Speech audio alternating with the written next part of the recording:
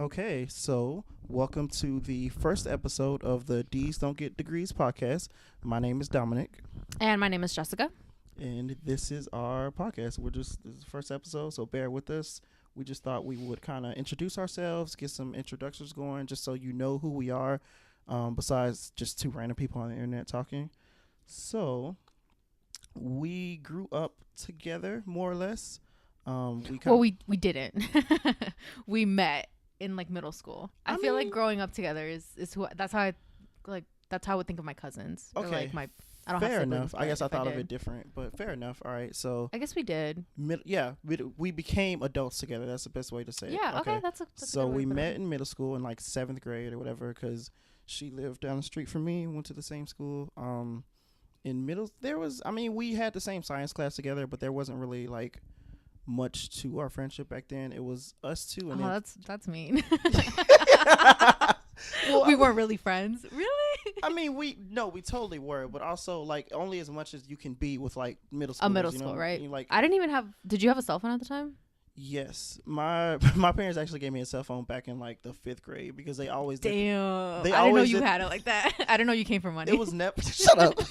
It was Why never did I have like to buy this microphone? it was never like a good cell phone. It was always just a little flip something, but it was something so that they can always get in contact with me, whatever. That's fair. I think I got my first cell phone in 7th grade. Okay. Like when we went into middle school, my parents were like, just in case you get abducted, you have a phone in your backpack. And I wasn't allowed to use it. I think I had like 200 minutes. Yeah, I had which is nothing. I had minutes on my first one too. That's why I remember we used to I used to use the house phone all the time, and for the first year or two, it was the house free phone. after 7 p.m. It's free after 7 p.m. that was Priscilla. Right? No, it was free after 9 p.m. Free after 9 p.m. 9 p.m. because she was on whatever plan or whatever. Right. It's funny. But anyway, my point I was making was, I would say now we're like a lot closer friends, obviously, just on this personal level. Back then, I felt like our friendship was kind of based around a group. You know those type of friendships where like, you don't think so? Yeah, kind of, because I don't think I would have ever talked to you like one-on-one. I'm pretty sure it was like either the 3-way you, me, Priscilla, or a 4-way you, me, Priscilla, Daniel. And we talked one-on-one, but it wasn't the same. It wasn't like, it was one of those things of like, if we hung, because we didn't do a lot of hanging out back then.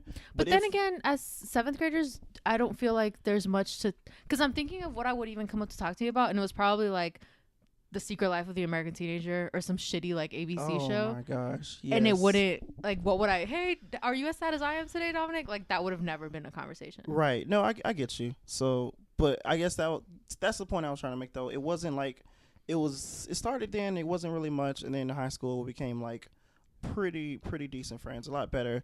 Ironically, I would say we kind of got separated a little bit. We did, yeah. But I would still say like you already established, even though I didn't see you all the time, maybe you thought of it differently. You were still like one of my close friends. Like if something happened, I got in a real pinch or something, like, okay, I go to Jessica and like 3 other people, Right.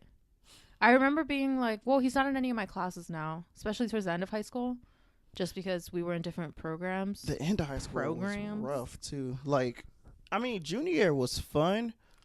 And senior year was kind of fun, but I felt like senior year would have been a little bit like junior year was fun for me.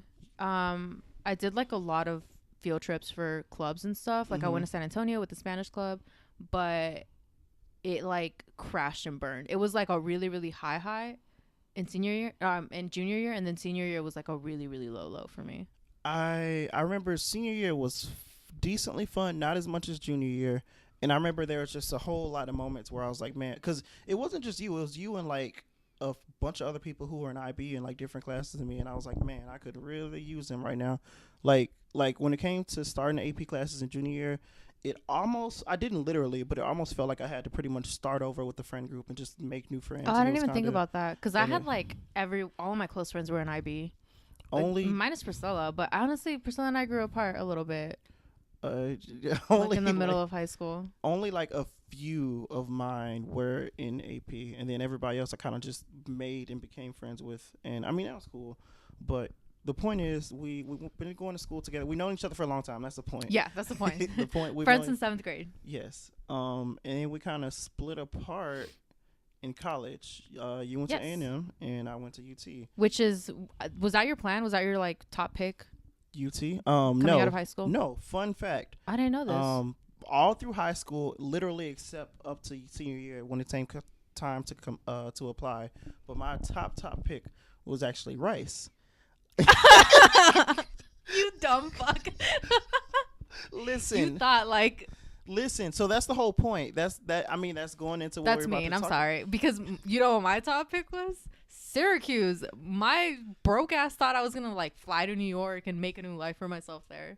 Like, no, I couldn't even afford a year's worth of tuition. That was the reality. Well, I suffered from the I think I'm special syndrome, where in my whole life being in like the advanced classes and AP classes, whatever, I thought like, oh, like I really am smart. I really am like, I really have like some kind of gift. Like I really am smarter than everybody. And not smarter than everybody. I wasn't pretentious about. I know, right? I wasn't literally pretentious about it, but it was just like I really thought there was something there. That I could really make something of myself, like academically. It never really occurred to me to like maybe you should still study. It was one of those like what they talk about, like talented gifted people who just are kind of lazy. Yeah, that was me. So I was thinking that my talented gifted lazy ass would get into Rice. I even went on like my own little like campus tour with my parents in the summer, I think before senior year. And we went, and I really thought I would, I applied and everything. It's a beautiful I thought I would campus. Get it. Yeah, it was amazing. It's like an actually gorgeous school. And it was in Houston, and it was down the street from whatever. I was like, I'm all about it. I think I even went on like a random little summer program too there after sophomore year, and it was great. It was a really good time. I was like, this is the school for me all the way up through high school. Then I got the rejection letter senior year, and I was like, well, I guess we're starting over from here. I don't know what to do. And then I was like, well, I guess I could just do UT. Which I know that's not like a lot of that's a lot of people's like that's a lot of people's first choice, and it's a great school. But you were in the top 10%, right? For the school? So you knew it was like a safety school essentially. Yes. And I guess that kind of feeds into that whole like gifted privileged mindset. But yeah, I knew like, oh, I graduated pretty high. So whatever like Texas school I go to, I can pretty much it's not gonna be the worst. Yeah, I can get in wherever. Just I guess just Rice. Not Rice. Yeah, just not Rice.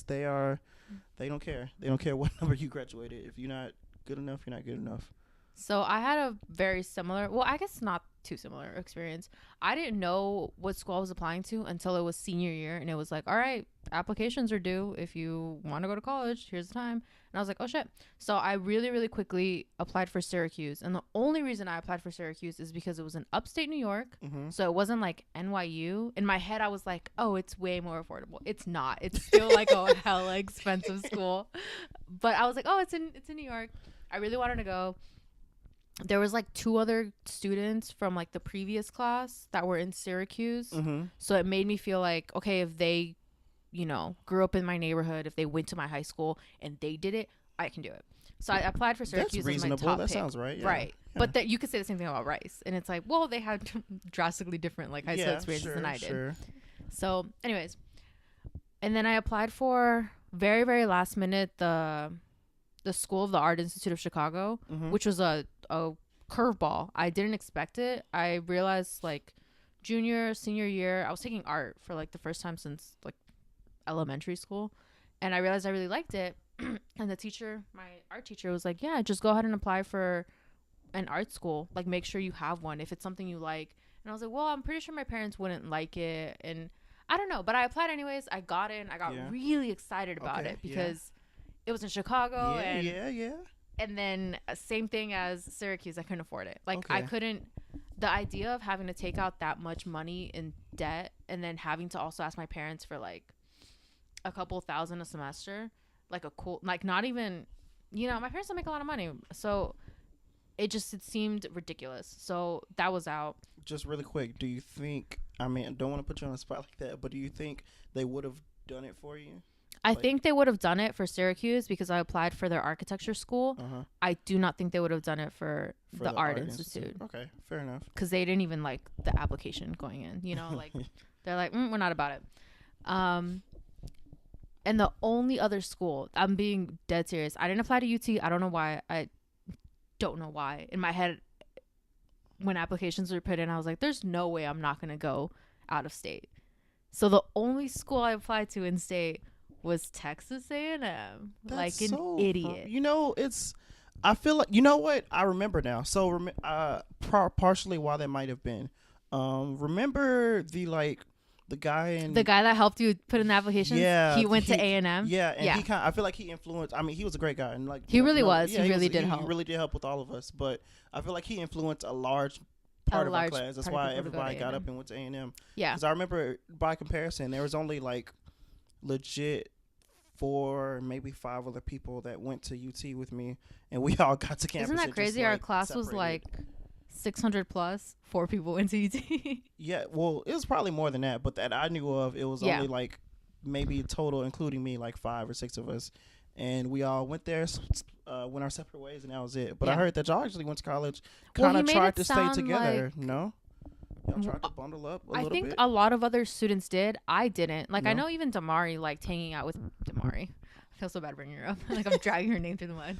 I'm not. She was great. She was great. But she was really friendly. So she did, like, if she'd see other people from our high school around campus, she'd smile. She'd maybe go up and talk to them. And I was not about it. I was like, fuck y'all. Like, I'm out here living a new life. Like, do not talk to me. I don't know you. New year, new me. But then I also really, really hated A&M. Like, the second I hated it before I even applied, which is mind-boggling to me. I went on a trip with Really? a bunch of girls. I didn't know this. Yeah, I went on a trip with. I remember Damari drove, and then she like hit a truck on the drive there, but because they're everywhere. Trucks are everywhere in Texas. No, yeah, But I was just she- laughing. she, Damari's gonna hear this and be like, what you dragging me? I wonder You if she stay dragging remembers for that. me. You stay dragging me. Like, what No, the- Damari, I love you. No, but I remember being on campus and hating it. Like, it was so dry. Everything is brown. That's how I remember. One beige tone, including the people there. Like, it was just khaki. Like, oh no. the nastiest. There were no trees. It was like just flat. Like, someone took the worst place in the world. One, I guess there's Whoa. worse hold places, on. but it was so gross, and it was so tiny. Like, there's one Walmart, one Target, one Bed Bath and Beyond where everyone gets their shit. Like, there's nothing else. In College Station, yeah. You have to drive to, what's the school? You have to drive to like another city close by.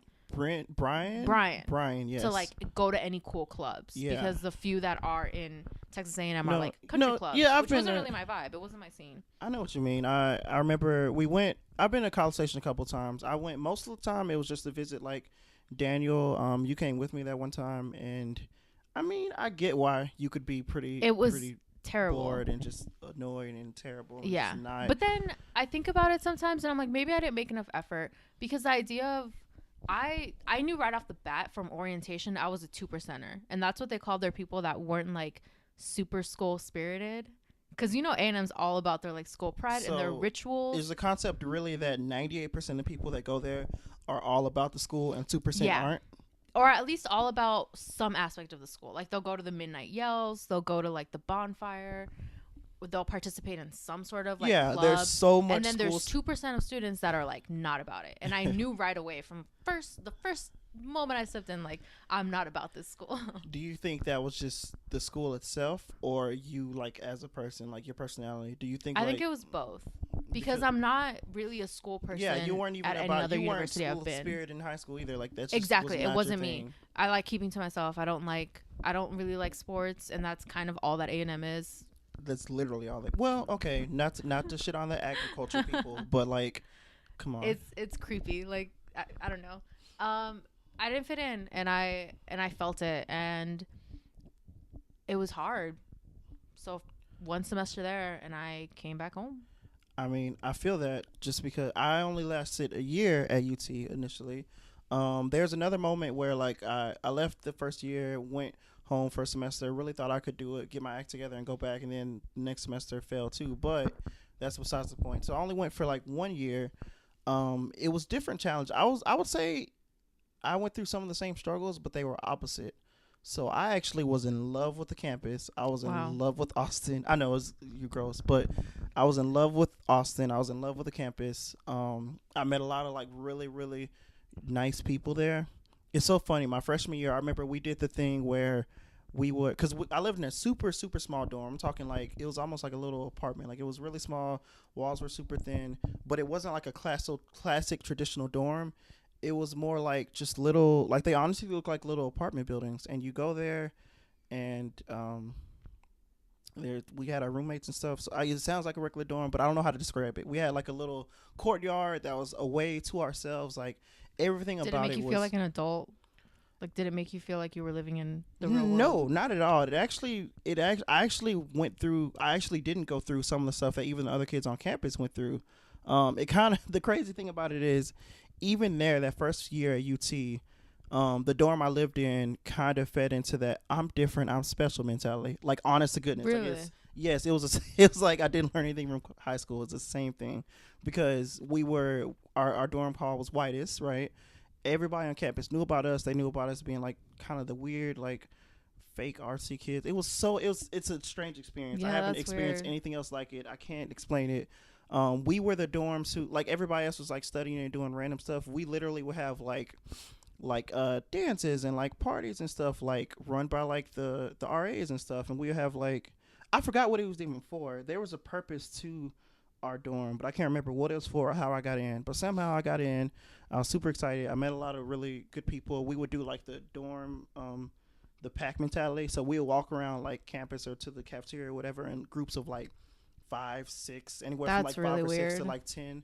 Well, I've talked to other people from our school who did the same thing freshman year. It was just like when you meet nice people, um, we all the freshman thing to do. We all thought we'd be like friends forever. So like we went everywhere together. That's crazy. And then I did not talk to people. Like that one semester I was there, I did not look at another student unless it was a group project, and I had a few, and it was like, all right, guys. Well, that's the thing. I didn't make hard. I made maybe one or two friends that didn't last in my actual classes. All of Hmm. my actual friends were from our little like dormitory. It was a lot of fun. I met a lot of nice people, and I was just having like the time of my life. Like it was insane. But at the same time, my grades were just poo poo trash. Like it was Right. so bad. Like I was. I'm not gonna go into details, but let's just say the first semester I had to drop one class. I started with four classes, dropped one, passed one, and then you can guess how the other two went. And then so my GPA was already just in the shitter. Then the second semester I did a little bit better, but it just was I still ended up dropping another class, so I was only left with three, and the other ones were just barely like enough to get by. But so my total GPA ended up being not good enough, so I ended up having to like leave the university, and that was that. What did you think when you came back home after that year? Whew, boy. I thought that was it. Thought life was over. I was like, shit, this is it. Because, I mean, at that moment, like that's kind of another thing. Like I feel like we are conditioned to think that like it's college or nothing, and Yeah. not just college, Like a like nice like a college. university Yeah. exactly. Like, and I'm not blaming anybody. You know, like I'm an adult. You know, take responsibility for myself, right? Right. See, I say that now, but I'm like, I was a child back then.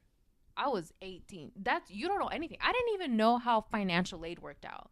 I Fair. feel like That's fair. why wouldn't an adult sit me down and be like, "Hey, so your parents only make this much a year, maybe consider community college." And then a four-year university. Yeah, No one made that seem like an option. I feel like our school did the thing. Well, it's kind of crazy.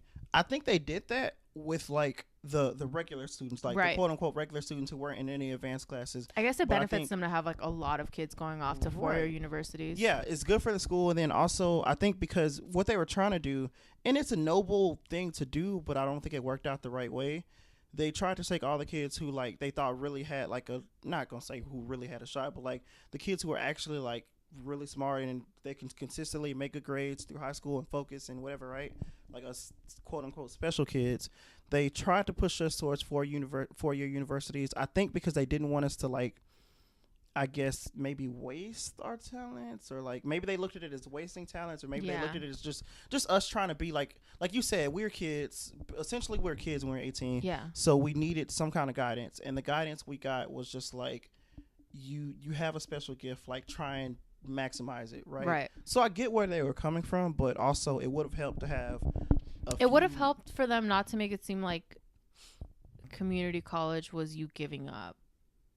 kind know? of, yeah. And It- you know, Maybe that was more from the students. Though. I was just about to say the that. I was stigma like, of like, oh, you're going to a community college. I Like, was just about to say, I don't know if you remember how kind of stuck up some of the kids in our oh class yeah, were. for sure. They literally were. It was, we literally, and I mean, I can't say anything. I kind of saw the same thing. I remember there were people who graduated the year or two before me who I saw that ended up at community college, and I just remember what they were like in high school, and I kind of associated like their personality to like them going to community college, and I was Right. like, ooh.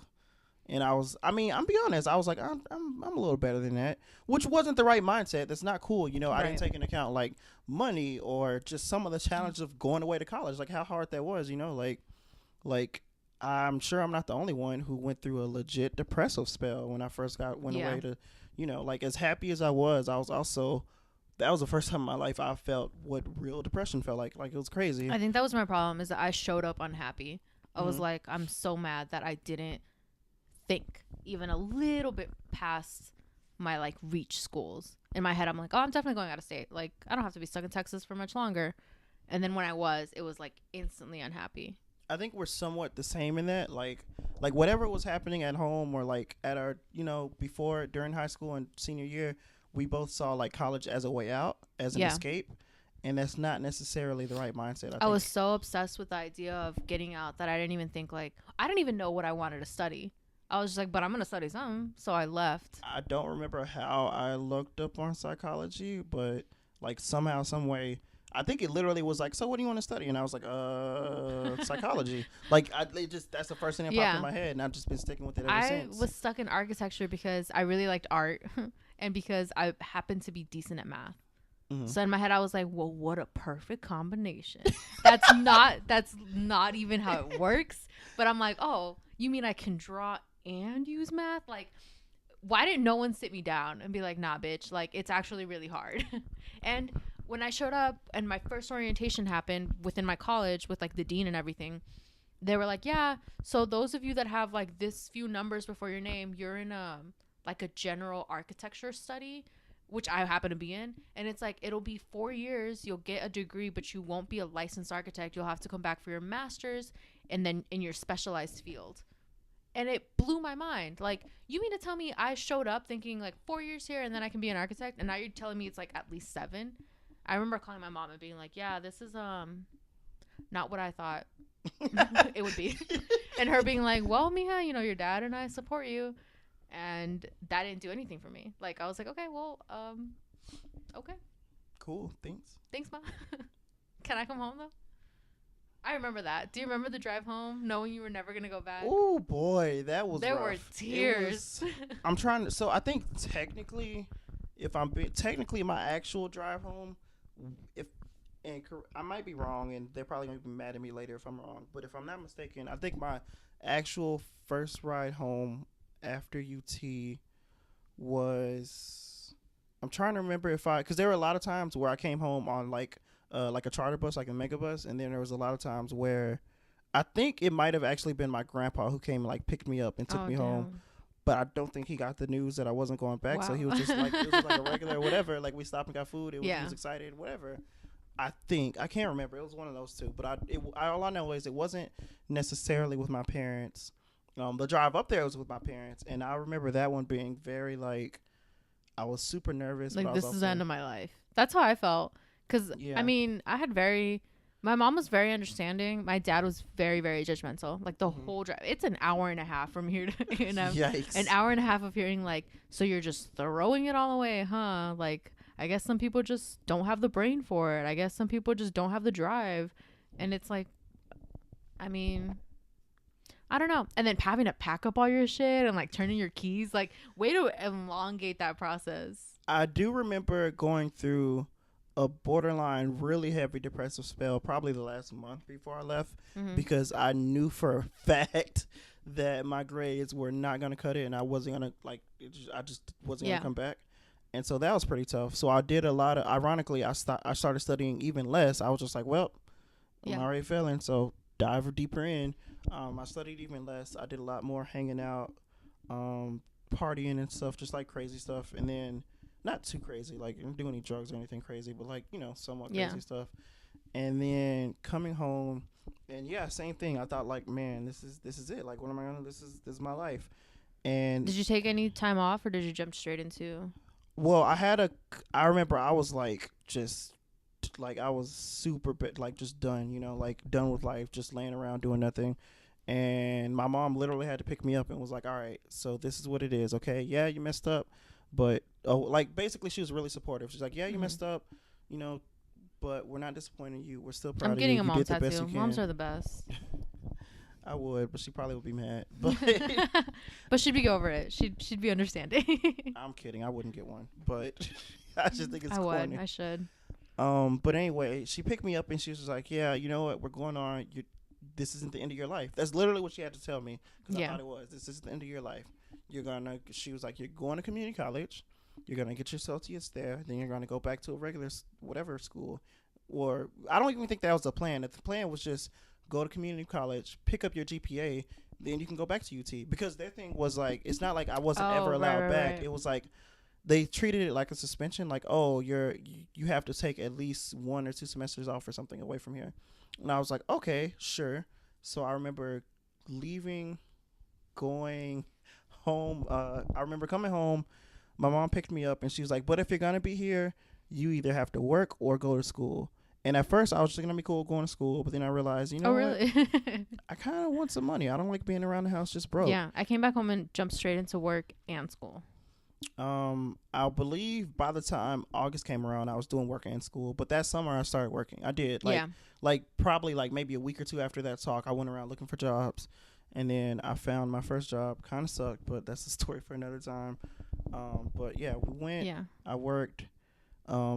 That fall, I went to Lone Star. I don't think we were at Lone Star together yet. I think I just went. I did a lot of online Lone Yeah. Star. I think my maybe first semester was Actually, completely you know what? online. That's right. My first semester at Lone Oh, Star I didn't have a was- car. My first semester. You Yeah. didn't yet? I didn't know that.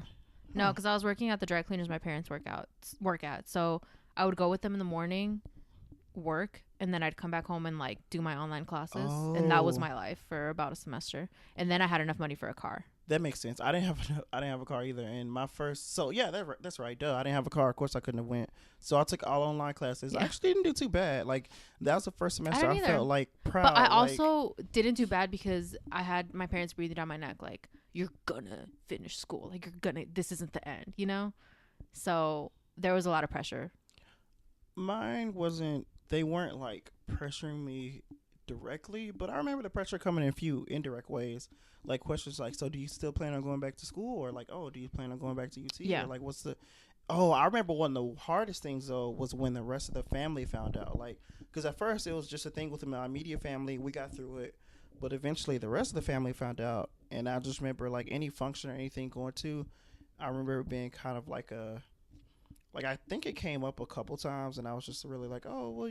I remember, for honestly, I wasn't even like honest with anybody about it or what really happened until like maybe after a year or two, because I was straight up ashamed. Even after I Yeah. picked myself up, I was legit just ashamed.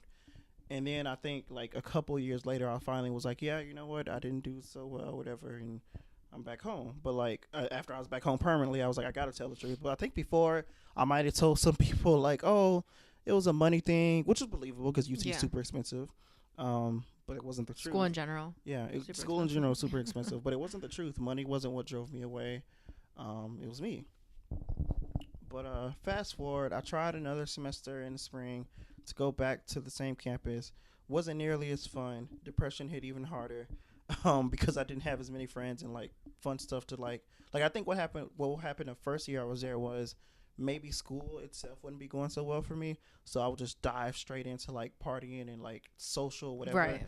And it was so much of that there that was like cool.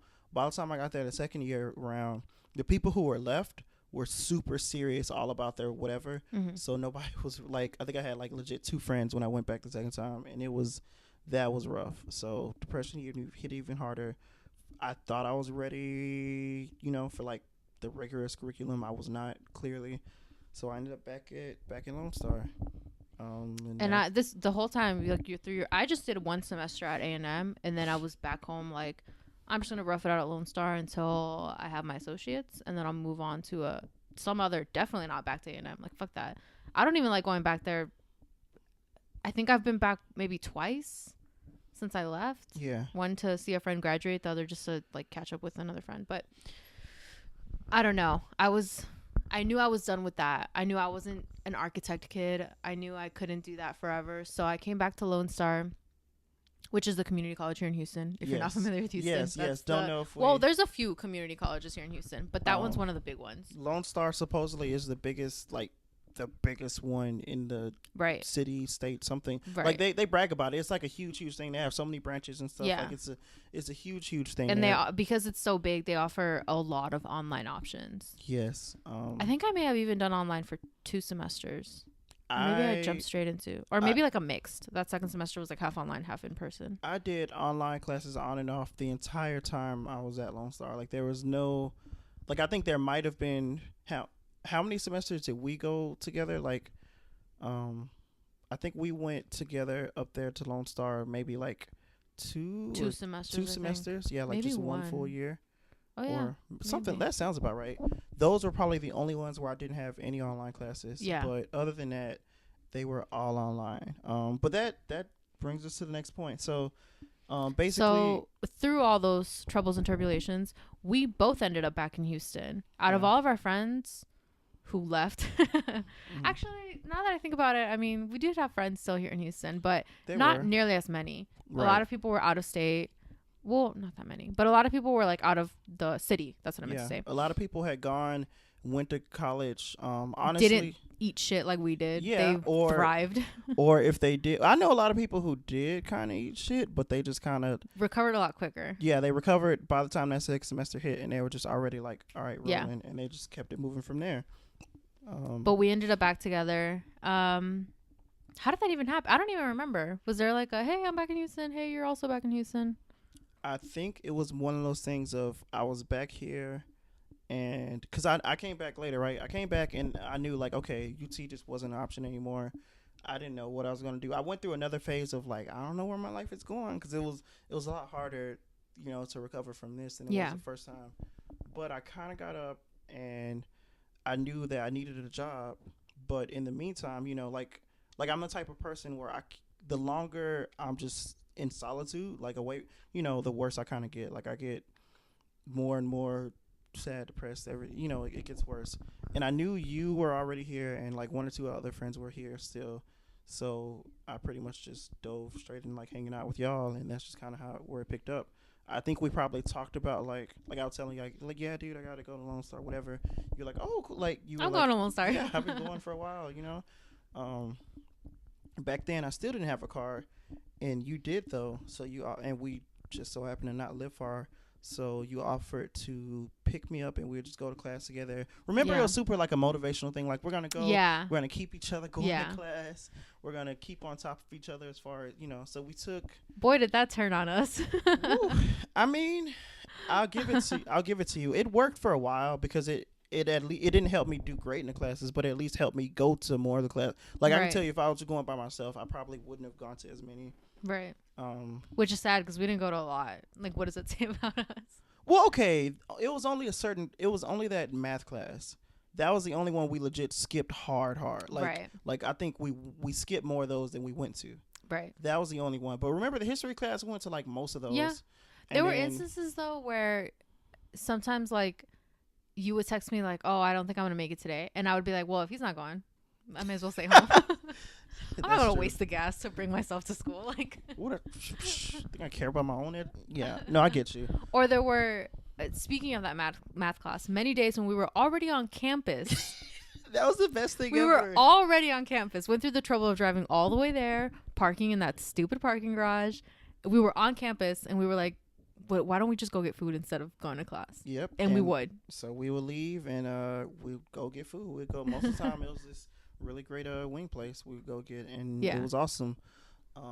Pretty far actually, which is the funny thing about it. I loved it though, because it's like having a friend who is, I don't want to say just as shitty as you, but kinda like, at least it's like misery loves company. Exactly. It was like, fuck yeah, like at least I don't feel that bad about skipping class and coming, Yeah, I felt all the way downtown to eat food because I'm doing it with a friend who's also skipping the same class. I felt the same way. I was like, if I'm gonna run, like back at UT when I was running my life into the ground, I went on that trip solo dolo, and it was hard.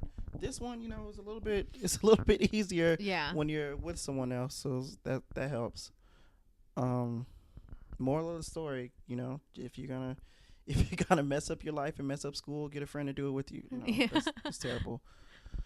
But that's kind of what brought us to this point, more or less. We've been kicking it together for like a good while, just really good friends ever since. I feel like that like we bonded really really heavy after high school, and we came back here to Lone Star and stuff because we were hanging out a lot more. In high school, a lot of the hangouts were group hangouts. These were more just like just one-on-one. Yeah. Yep. And we also had this very interesting shared experience of both trying to find jobs. Yes, at the same time. I remember that. That was so fun. I quit the cleaners because it was terrible. Like, I was getting burned constantly. It's a dry cleaners. Like, you know, it was god awful heat, and then we live in Texas. Like, it was just really really bad. And I really really wanted a job. Like, I was so desperate. I was like, any job with AC would be nice. I remember I actually I came home from UT that summer, and I went through the whole summer actually without it. Like, I remember looking and try to apply to random places like Kroger or Aldi or like the movies or just whatever like places I thought were cool, the mall, whatever. And none of them just were about it. I guess they didn't want a college dropout with no retail experience. I don't know. I think I went without a job. I quit. I was at the dry cleaners for a really long time. I started like the summer after I graduated high school. And then I stopped obviously when I went to A&M. Came back, I went back to the dry cleaners, and I stopped that job when I started the semester. Like, I stopped it in August, and by October I had my first ever retail job. Yes, so it's so funny. We applied literally at the same time, and we got the job basically at the same time. Yeah, literally like I remember, you needed a ride to go get my drug test. Your drug test. Yes, I literally got a phone call while I was sitting in like the parking lot waiting for you to like come out of the drug test place. That was like, hey, this is such and such and such this store. Yeah. Did you want to mention companies? I don't see. It's not a big deal. They're so huge. I don't think it matters. It's not like it's mom and pop's old shop, you know. Right. So she got the job at Target, and I was getting drug tested for the job I was about to start at Walmart. Yeah. I know, right? Promising careers. I wonder why those didn't work out. I was so excited though. I was like, I fucking too. love Target, just like any other young millennial. Well, I was excited just because I finally had a job, and I had a feeling like, man, I wouldn't want to work for Walmart, but it was too perfect because it was literally like you could walk to the Walmart. Yeah, I used to walk to work almost every day, which literally. I guess to some people, depending on the city you live in, might sound like okay, but in Houston is a huge city. The idea of walking anywhere is like so if you insane. if for some reason you haven't been to Houston, or if anybody will be listening to this outside of Houston, you don't know, Houston's huge. So the idea, when I say I could walk to work, I actually meant I walked 5 minutes through my neighborhood, across a highway, and then another 5 minutes, and I got there. So like a 15-minute walk or so, but nothing crazy. But also there was sometimes it rained, which sucked. A lot of times I got off super late at like 10 or 11 o'clock, and I would have to walk home in the dark, whatever. So I mean, I sound like a baby, but you know, it's not like we live in the roughest area ever. It's not that bad, but you know, still, it's a lot of weird people that hang out around Walmart. I'll say that. Yeah. But it was just. I was like on cloud nine. I was working at Target. I was hired seasonal, so my first 3 months there, I almost treated them like I'm never gonna see these people again. I lied to all my coworkers. No, I'm being dead serious. Really? Yeah. I was like, oh, this is fun. This is like a cute little job.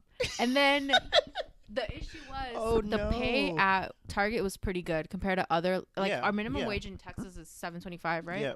What did you start off at? I started off at 9. Oh, okay. And I was working for 8:30 at the dry cleaners. So I was like, dang, it's lit. Like, no, that's so funny you mentioned it. I also remember being super excited about like $9 an hour. Like, hey, we got here money. Yeah, and then it bumped up to 10. I think very quickly soon after. Same. Ours bumped up to 10 maybe within a couple months of me being there at the Walmart. And I was like, okay. How long did you end up staying at Walmart? I ended up staying. I gotta really think about this. It was a year. It was a solid year because I remember I stayed for a little over 2 years, like 2.5 years. But yeah, because I remember I started there at Walmart, like you, seasonal. Immediately hated it. Right, like there was no moment where like, oh, it was awful all the way through. So if you ever get the chance, don't work at Walmart. But anyways, if you ever get the chance, give Target a shot because you know it's not the worst company to work for. I think my biggest issue with it was there was a lot of change towards like my last 6 months there that I did not vibe well with. a lot of different managers in charge, and at the end of the day, that can kill it for you. Like the company might be great, but you're directly like supervisor, like the person directly above you can ruin it, and that's ultimately why I left. I wouldn't say Walmart's like an evil company or anything. I'm not coming from that place. I mean, my individual experience, like their day to day, was just not fun. And it's also retail, like the lowest level of retail. Yeah, literally. Like there's like Walmart, mall stores, or like movie theaters, or like other places. You know, there's like fashion stores and stuff like that, and then there's and Walmart is like at the bottom, below like Kroger and Target and other places that sell the same thing. But it's Walmart. It got that reputation. But yeah, I was there for a year, started seasonal, and came back around the next year seasonal, and I remember thinking, I don't know what I'm gonna do, but there's no way that I can do another like Christmas time here at this Walmart. And so around October, I got out, and that's when I started working at Nordstrom Rack. Fast forward another like year and a half, and I got promoted to basically a bigger store, Nordstrom, where I was selling and stuff. A full line, where I was a salesperson. I was making commission. Cool. When I was first there, first like month or so, it was lit. It was great. It was so lit, in fact, that I was hearing my friend Jessica complain about Target. I was hearing her complain about Target and Target. how much she hated it. Yeah, the pay raise, but it just sucked. And I was like, dude, come on over. Come work for a real fashion retail store. Like whatever. Yeah. It's cool. The hours are better, which they were. The pay is better, which it wasn't. But anyway, that's kind of where we reunited again. I mean, we never really left, but like we were able to see each other a lot more on a consistent basis. Right. When we started. I got the job, if anybody's wondering. Yeah. Like he told me about it. I applied, got it, and that's where we're at now. Actually. Yeah. That is present day 2018. We're still working there at Nordstrom. It's not like. I didn't realize I was speaking as if like I know like as if I was like 50 and just talking about my life before. Like, no, this is still where I am. It's where we're at. Yeah. And we're both not in school. No, currently no. Right. To be fair, it's summer. I'm kidding. I haven't been in school for like the past 3 semesters. I haven't been in school since the fall of 2017. So the only reason I didn't go 2018 was because I owed the university I was at some money. Still community college, but like they're a gang. Yeah. Like the mafia. I owed some wrong people money. Yeah, and I owed some people some money, and if I show my face around there, I might not walk out. No, but it's literally how it feels like though. I had like a student loan sent off to the debt collector, and I was like, wow, like I'm on the run. Yep. But yeah, so I can't go back there until I pay it off. Hopefully I'm gonna pay them off sometime this summer, if not this year. And then whenever I pay them off, then I'll just finish up there, and we'll see what happens after that. But the point is, we're in literally like throughout the journey I guess we've been on, we've been in similar situations, if not literally in the same situation, like a lot. And we felt like I'm not gonna say it's a reason for that, but like, it's just really, really funny coincidence, like how that happens. Yeah. So I mean, we talked about it a lot, about like I guess creative outlets over the years. Like remember there was one time in high school where we were convinced we were gonna write a movie. Yes. About us and our friends. I really like writing, so that is not something that I have like completely forgotten about. I don't know about the one we talked about specifically because it was very much that was hilarious. We were just on the phone one night, like just up until who knows what time in the morning, and we're like, you'll be like, our life's funny, we can write a movie about it. And we just like I remember, I don't know if you remember this, there was at one point a phone conversation where we talked about like parallel universes. Yes, for hours. I remember that one. That was one of my favorites, actually. Yeah. I remember that one. But yeah, there was the movie, there was that. In Lone Star, there was a couple times where we talked about like YouTube. Yeah, YouTube, because YouTube was really popping back then. Yeah. It was like, it's still kind of popping, but I remember thinking about YouTube when I was in high school. Like, what if I just started a channel? And then always being like, nah, like who would even watch? Man, you should have, because boy. Exactly. Because isn't that sad? I would somehow pop off. I'm not saying that like you just had to pick the right time. I would say timing has something to do with it, and it's also consistency, right? Right. Like, yeah. Like I think if you honestly, I think the idea is like putting in the time, right? Like, yeah, we're starting here from zero. But what if you had started from zero a few years back? Like, how far along would you be now? And that's But it's a terrible way to look at it. But it's the truth though, because like it is a truth. Well, using YouTube specifically, that example, right? The reason I say timing really does make a big difference is because right now it's so oversaturated. Like back when we were in Lone Star, but like 2014. The reason I think it's a terrible way to look at it is only because I don't even know what I would put out then. Like, what would I even? Do you get what I'm saying? Like, now I have an idea of what I would like to pursue creatively. Mm-hmm. I definitely didn't then. I just knew I wanted to do something. I don't think either of us did, but we talked about doing something like what we're doing now, like just like like I don't think we literally used the word podcast. I can see myself I think it was like as a 17-year-old having done like some real bad like challenge videos. Oh God, that's exactly what I'm saying. And I feel like now as an adult that wouldn't happen. I wouldn't do that to myself or to anyone else for that matter. Yeah. I think originally my first like creative idea was like, and it was back when they were really popping. I was like, I'm gonna get a gaming channel, you know. Right. And I've never played a video game in my life. What do you like? Except for Mario Kart and like Smash Brothers. Smash Brothers, yeah. I was like, are you legit blanking right now? I was like, we've played games before, fam. Like Mario Party? Yeah. I do not like video games. I don't fuck with video games, so. Yeah, no, she doesn't really. Except for, she still likes Mario Kart. She won't admit it, but she still kind of likes Mario Kart. But it's fun. But the whole point was I was making is we've talked about pursuing like kind of creative things like this in the past, and then kind of just like let it go. What do you think was the difference this time in us actually like? And I'm not trying to like toot our own horn. I know it sounds like that, but it's like, what do you like realistically? What do you think is the difference? Like, why we actually like were able to do it now compared to before? I don't know. I think it's a part there. Like, if I don't want to say I'm at my rock bottom because I don't think that's what this is, but I do feel like I'm not doing anything. I'm not pursuing a degree. Yeah. I'm not pursuing like a job not or a like career a practice, job anyway. like, you know, like a trade. Yeah. I'm living at home. Mm-hmm. I have a shitty car. Yeah. I'm not making that much I like money. Your car, but okay. I know, I like my car too, but it's shitty. Like, yeah, it's not new. So I just figured we have nothing to lose. Yeah. I'm pretty much in the same spot in my life. I don't really have anything to lose at this point. You know, it's just a fun creative project. What's the worst that could happen, you know? So that's pretty much why we decided to start this. And this has been our first episode. I hope you guys liked it. Thanks for listening. I hope you guys enjoyed. Yep, I'm Dominic. This is Jessica. See you next time. Bye.